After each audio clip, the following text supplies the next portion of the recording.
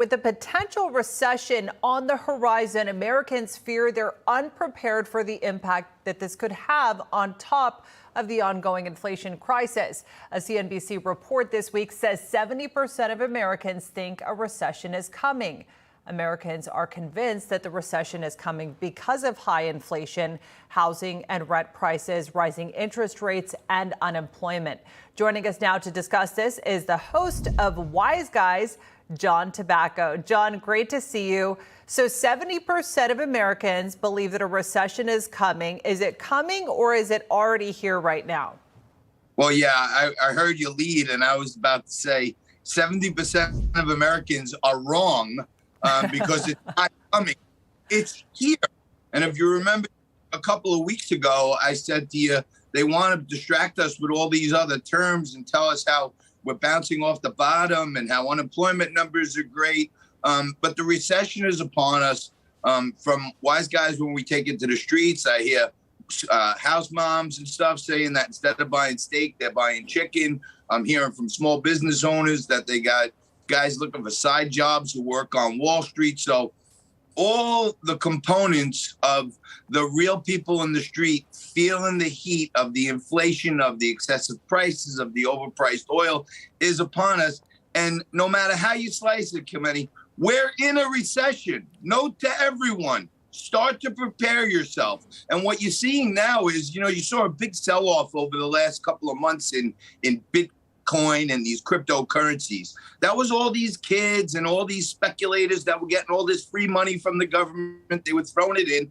And in times of need, when your paycheck doesn't cover your monthly bills, what you do is you start to get rid of your most risky assets. So that's what people are doing right now. And when they start running out of those assets that they can sell to make up the difference, that's when everyone's going to realize it. But that's when it's too late. So I hope, a lot of people say, JT, every time you go on with Kilmeny, you're so negative. You're like the Grim Reaper. But look, I like to try to tell people, because one of our jobs is to inform people and keep them alert to what's really happening, because the government lies a lot.